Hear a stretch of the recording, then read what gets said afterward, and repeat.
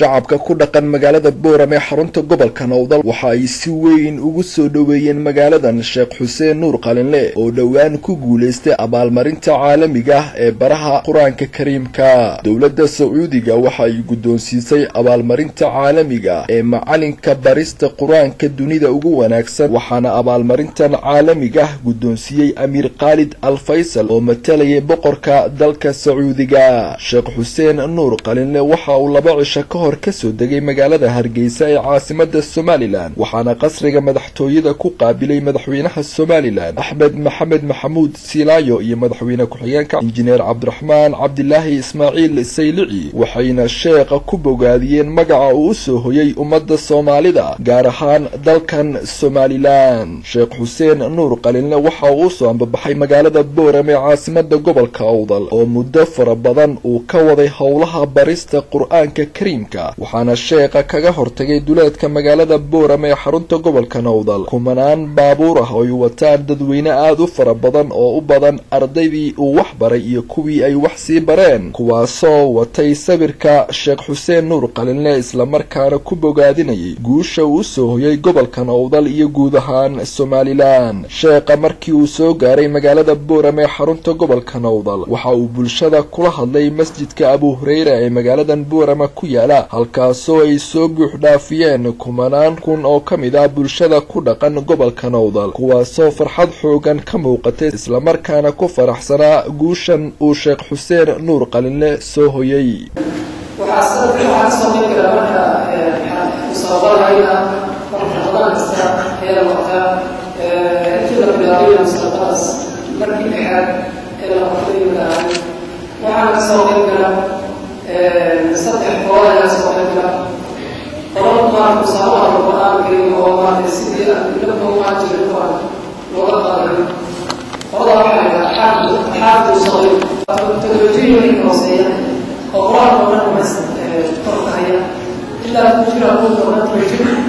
إلا بعد شجر تبجر نحجر هو النوع السعارة الألمانية أيضا تتقل هذا هذا ليش أقول الله عجائب المجمع الأولي الشجر يوم مرات شجر كثير بيش مرة وما أنا ليه بخير يا ما نهار إذا أردت وحويا كما ضرب معي gudoomiyaha gobolka Nowdal Cabdo Axmed Aayar iyo maayarka magaaladan Boorama Saleebaan Xasan Xadi ayaa madashan ka hadlay waxa ayna ku bogaadiyeen Sheekh Xuseen Nuur Qalinle abaalmarintan caalamiga ah ee la guddoonsiiyay.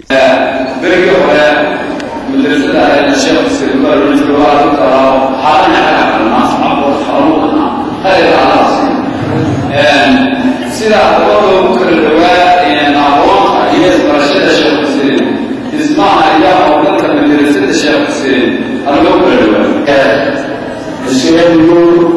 Qalinle oo runtii aan ahayn maanta shakhsi lagu tilmaamo ama Somaliland ama Boorama ama Awdal ee noqday heer caalami ah oo bulshada islaamka oo dhan qof maanta ka sultan oo ka soo dhex baxay oo aqoontiisii iyo cilmigiisii diiniga ahaa iyo barashadii uu barayay dadka islaamka ah isagoo musaafo iyo dadka ku baray uu kala soo dhex baxay. Si kastaba haatee Sheekh Xuseen Nuur Qalinle oo muddo dheer ka shaqaynayay barista Quraanka Kariimka iyo tajwiidka isla markaana aasaasay xarunta Imaamu Shaadibi ee magaaladan Boorame ee gobolka Nowdal, waxaa toddobaadkii hore magaalada Jiddah ee dalka Sacuudiga abaalmarinta caalamiga ee boqortooyada Sacuudiga sanadkiiba hal mar ay siiso qofka caalamka islaamka ugu wanaagsan barista Quraanka Kariimka, waxaa guddoonsiyay Amiir Khalid Al Faysal oo matalaya boqorka dalka Sacuudiga. Cabdi Fataax Axmed, Xogta Media, magaalada Boorama.